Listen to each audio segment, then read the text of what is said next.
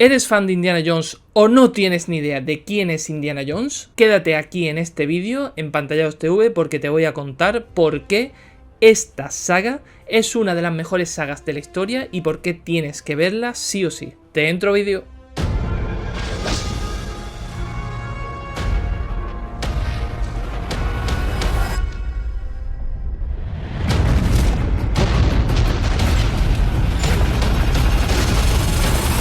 Quizás muchas de las personas que nos ven aquí en el canal son gente joven o gente que no se han criado con estas películas. Bueno, yo incluso tengo 29 años y no son películas realmente de mi quinta.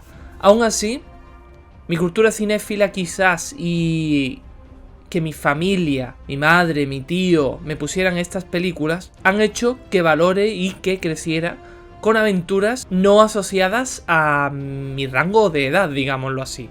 Hoy, como bien he dicho, voy a hablar de la saga Indiana Jones, una saga que, bueno, no pude resistirme, tuve que adquirirla en 4K. La verdad que se ven de maravilla, la semana pasada las revisioné todas, incluida la infame cuarta parte, que bueno, tengo ciertos argumentos positivos incluso acerca de esa película, pero bueno, me voy a centrar sobre todo en la trilogía original y sobre todo voy a daros motivos por el cual tenéis que ver sí o sí esta saga y por el cual vais a disfrutarla como niños. Y si aún seguís siendo gente joven o incluso niños, la verdad que vais a flipar con esto. La primera película de Indiana Jones nos llega en 1981 con el título Raiders of the Lost Ark. En aquel momento no llevaba el nombre Indiana Jones en su portada, una película ideada por los dos genios quizá de aquella época, George Lucas y Steven Spielberg. Habrá gente que vendrá aquí a decir, pero vamos a ver, Manuel, esta gente sí eran buenos, pero en aquel momento había tales directores que eran súper potentes, súper fuertes, súper buenos en su trabajo. Muy bien, pero vamos a hablar de cine de entretenimiento, cine puro y duro, y hay que reconocer el mérito a Steven Spielberg y a George Lucas. En aquel entonces, para mí, mucho mejor que ahora, todo se ha dicho. Y ya después pondré algunos argumentos también acerca de esto. Pero bueno, en aquel momento nos trajeron películas ya reconocidas como ET, Encuentros en la tercera fase, o, por la parte de George Lucas, pues la archiconocida saga de Star Wars. En este caso, George Lucas solo escribe, más o menos, y Steven Spielberg dirige esta aventura, esta primera película, En busca del arca perdida, que luego evidentemente se renombró a Indiana Jones y En busca del arca perdida, perdón, por darle ese contexto a la saga que luego se llamaría Indiana Jones y digamos con el subtítulo que llevara. Indiana Jones, En busca del arca perdida, nos cuenta la historia de un profesor de universidad, arqueólogo, Indiana Jones, que se topa con la historia del arca perdida. Van a la universidad ciertos individuos del gobierno para contactar con él porque han recibido o han interceptado un mensaje en el que los nazis están buscando el arca perdida, el arca de la alianza donde Moisés depositó las sagradas escrituras en un arca cuyo poder los nazis quieren obtener. No nos explican mucho más, todo esto se irá descubriendo durante la película. Es un gran inicio de la saga, una historia que marcaría un antes y un después en el cine de aventuras y que bueno, sinceramente yo creo que después de esto no se hizo nunca jamás una película de aventuras al nivel de esta saga realmente, a excepción quizá de la película o de la saga de La Momia, la cual diría yo que sobre todo su primera parte bebía muchísimo de este cine de Indiana Jones. Vemos casi escenas calcadas durante la saga de La Momia a estas películas de Indiana Jones y sobre todo por ese espíritu aventurero, ese espíritu canalla, siempre jugando con el misticismo. Quizá La Momia fue la que más se acercó, pero evidentemente Indiana Jones marcó, como he dicho, un antes y un después y nunca jamás se ha vuelto a hacer algo así. Incluso su cuarta y fallida parte no logró llegar al nivel de la trilogía original, incluso teniendo muchísimo más presupuesto, muchísimo más medios para conseguir efectos visuales, bueno, todo lo que conocemos ya, toda esa parafernalia. Y evidentemente, como he dicho, no llegó al nivel de esas películas porque, bueno, estas películas estaban hechas con un cariño especial. Unas películas en las que no solo ya eran películas de aventura, películas que al público en general le puede gustar, sino que además rebosaban una calidad impresionante. tanto el argumento como las técnicas usadas en la manera de dirigir, de grabar, musical, fotografía, en fin, una delicia de película, evidentemente con algunos fallos de aquella época, no sé, coreografías que, pues bueno, no estaban tan trabajadas porque evidentemente en aquel momento no se ostentaba tanto eso, pero bueno, que luego con los años fueron mejorando y dejándonos aventuras cada vez más redondas o con coreografías y momentos todavía más precisos y bien ejecutados. Una primera parte, El Arca Perdida, que, como he dicho, marcó un antes y un después, una película maravillosa, un argumento que te atrapa desde el minuto 1 y no te deja hasta el final, cerca de 2 horas de película de aventura pura y dura, que nos regaló momentos icónicos como Indiana Jones corriendo con la bola de piedra detrás y donde conocemos pues algunos de sus miedos, como es el miedo a las serpientes y el miedo al compromiso. Evidentemente la película fue un bombazo en su época, consagró ya a Harrison Ford como actor que venía de las películas de Star Wars, y el cual pues realmente no fue la primera opción del estudio para el papel protagonista. De hecho, él cuenta en los extras de esta edición que cuando terminó El Imperio Contraataca se tomó 3 meses de descanso para arreglar su casa, en fin, descansar un poco, y que cuando ya llevaba 3 meses decía, bueno, ya necesito seguir trabajando. Y George Lucas le dijo, contacta con Steven Spielberg porque puede ser que sea interesante tu actuación para Indiana Jones. Él pensaba que ya tenían a un actor para el papel y se sorprendió cuando le dijo George Lucas que llamara a Steven Spielberg, y el resto, bueno, ya es historia, ¿no?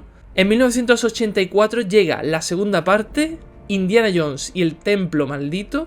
Una segunda parte muchísimo más oscura, también muchísimo más enfocada a la aventura, con ciertos toques de humor que ya serían característicos durante la saga, en la cual nos cuenta cómo Indiana Jones se ve involucrado en ciertos problemas en Shanghái, tiene que huir con una cantante y bailarina y un niño llamado Tapón, tienen un accidente de avión y acaban en la India. Allí descubrirán un poblado en el cual no están los niños porque han sido raptados. Indiana Jones se aventurará a una búsqueda desesperada de estos niños y se verá involucrado en ciertos temas de vudú y chamanes un poco extraños. Como he dicho, la película más oscura de la saga, con ciertos momentos bastante asquerosos y violentos para ser una saga de aventuras semifamiliar, digámoslo así, pero una película que demostró una vez más que las segundas partes no siempre son malas, aumentó el nivel de calidad,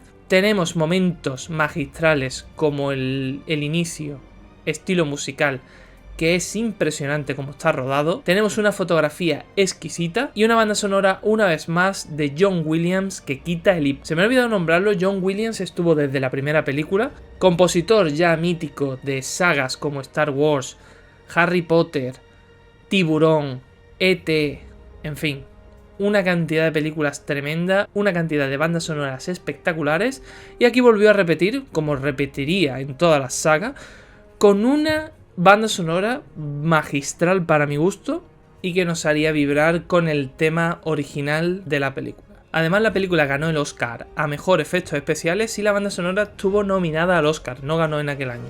Quizá en esta película vemos al indie más canalla, también tuvimos a Kate Capshaw como la bailarina, un papel súper divertido, contrapunto perfecto para Indiana Jones en esta película, y sin olvidarnos de la otra estrella de la película que se roba el show muchas de las veces, muchas de las escenas, Jonathan Ke Quan, el niño que también vimos en la película de los Goonies, que inventaba todo tipo de trastos. Quizás la más flojita de la trilogía original, aún así una gran aventura muy recomendada. Por último, la joya de la corona, una película que cerró una trilogía mítica, quizá mi favorita de todas, con perdón del Arca Perdida, pero Indiana Jones y la Última Cruzada nos dejó un ejercicio cinematográfico que quita el hipo. 1989 fue el año elegido para cerrar esta trilogía, que luego se volvería a abrir con una cuarta parte, donde, además de tener a Harrison Ford, ficharon al grandísimo Sean Connery para interpretar a su padre. Este actor En un principio no quiso aceptar porque solamente se llevaba 15 años con Harrison Ford y dijo que la gente no se iba a creer que él fuera su padre. Pero bueno, caracterizado, no solo dio el pego, sino que elevó la leyenda de Indiana Jones a cotas increíbles. Y es que esta película lo tiene todo. Desde un inicio increíble, donde vemos a un joven Indiana Jones siendo miembro de los Boy Scouts y donde vemos también su pasión por la arqueología desde joven, descubriremos en apenas 10-15 minutos muchos de los hechos que cambiarían la mentalidad de Indiana Jones y lo convertirían en el famoso arqueólogo que hemos visto durante esas primera y segunda parte. Desde su miedo a las serpientes hasta su espíritu aventurero y canalla, además de entender por qué es un hombre versado tanto en idiomas como en todo tipo de culturas. A partir de ahí arranca la búsqueda del Santo Grial, donde una vez más los nazis intervienen para ponerle las cosas un poco difíciles a nuestro arqueólogo. Quizás sea la película que usa menos mitos, digámoslo así, la menos fantástica también, pero la que nos deja las mejores escenas de acción, una acción que fue en aumento durante toda la saga y evidentemente mejoró su manera de ser rodada, regalándonos aquí momentos que no solo influirían en el cine de aventuras más adelante, sino que también en los videojuegos. Para el que haya visto esta película entenderá perfectamente de lo que estoy hablando, y es que Nathan Drake, Uncharted, bebe directamente de esta saga y sobre todo de esta película en la manera de enfocar su acción, sus paisajes y todo lo que le rodea.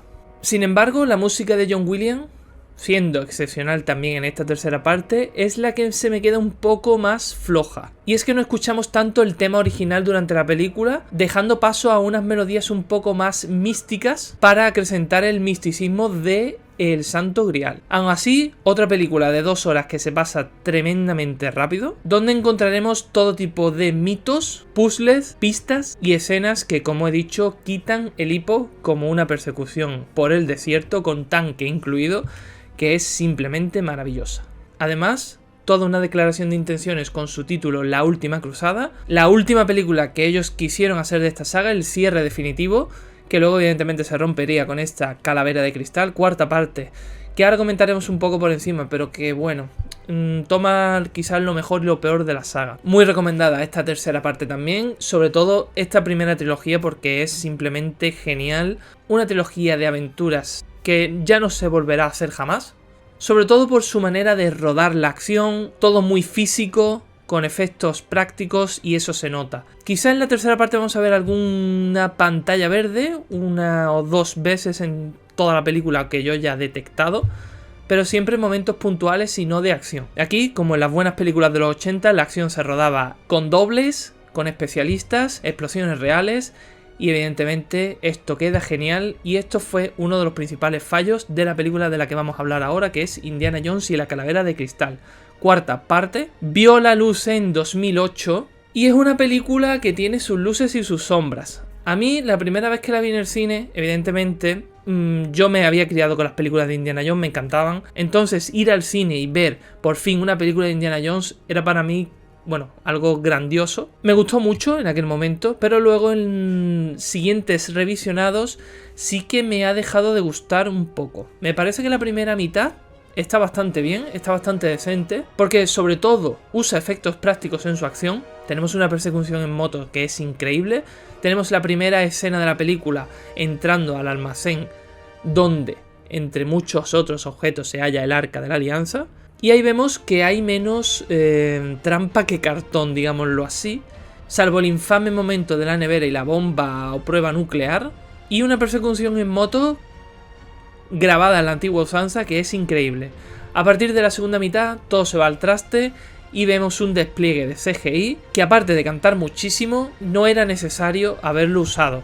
Podrían haberlo rodado de una manera práctica, haberle quitado un poco de ese tono ya fantástico sobrepasado que no le hacía bien a nadie, como cierto personaje colgando, bueno, pasando de liana en liana con unos monos hechos con CGI también que dan vergüenza. Un momento de una barca tirándose en lo alto de un árbol y haciendo de palanca, en fin, unas cosas que, Dios mío, no sé qué se le ocurrió a George Lucas y a Steven Spielberg para dirigirlo así. Aún así, evidentemente, si la comparamos con la primera trilogía, es nefasta como película, como secuela es nefasta, pero como película de aventuras creo que cumple bastante, y aún así, como blockbuster sigue siendo mejor que muchas de las películas que nos llegan o que nos llegaron después de eso. Miedo me da lo que se va a hacer en la quinta parte, que ya están trabajando en ella. Pero bueno, esperemos que tiren más por el tema efectos prácticos que tanto CGI, porque el CGI no le viene nada bien a esta película. Y sobre todo porque vemos que no son peligros reales. O sea, le ocurren cosas, pero vemos que no lo están sufriendo de verdad. En las otras películas teníamos efectos prácticos, efectos muy bien hechos, porque veíamos a los dobles jugándose el pellejo, y evidentemente eso mostraba una señal de peligro que podía pasarles.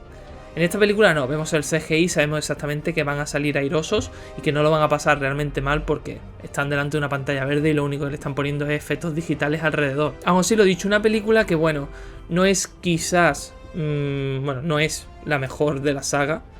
De hecho, no es ni un buen blockbuster, pero aún así sigue siendo mejor que muchas de las películas que hemos visto últimamente. Si tuviera que recomendar, si te da más o menos igual ver esta cuarta parte, pues te diría que vieras las 4 películas, porque las 4 películas a fin de cuentas merecen la pena, pero evidentemente si te quieres centrar en lo bueno de verdad, yo vería del episodio 1 al 3, porque esta trilogía sí que merece muchísimo la pena. Lo dicho, sentó las bases de las películas de aventuras, a raíz de ahí ya no se hizo nunca nada igual, y es un género que la verdad que está bastante denostado hoy en día. No vemos ya películas de aventuras de este corte y se echan de menos. Se echan de menos, pero sobre todo se echa de menos esa manera de hacer cine más práctico. Hablando un poco de Steven Spielberg dirigió las 4 películas, George Lucas escribió las 4 películas, o por lo menos la historia la hizo él.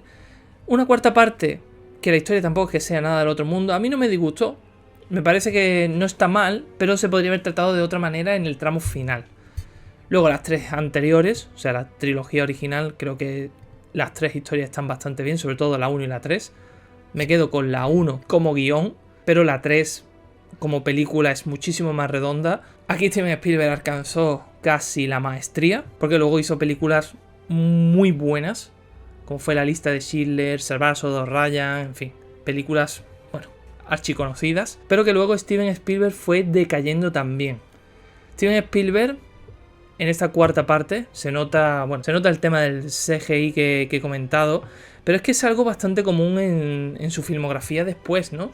Hemos visto películas como esa, la del gigante que no recuerdo el nombre, Ready Player One, un abuso excesivo de los efectos por ordenador cuando este hombre ha sido una máquina total en los efectos prácticos. Lo demostró con esta trilogía, lo ha demostrado con películas como Salvar al soldado Ryan, por ejemplo. Un director que para mí ha decaído bastante, aunque siempre trae o suele traer cine de más o menos calidad. Harrison Ford volverá para una quinta parte con sus nada más y nada menos que 78 años en Indiana Jones 5, dirigida por James Mangold, que para el que no conozca a James Mangold fue el mismo que dirigió Lobezno Inmortal, Logan, Le Mans, En la cuerda floja, aunque también dirigió películas infames como Noche y Día, por ejemplo.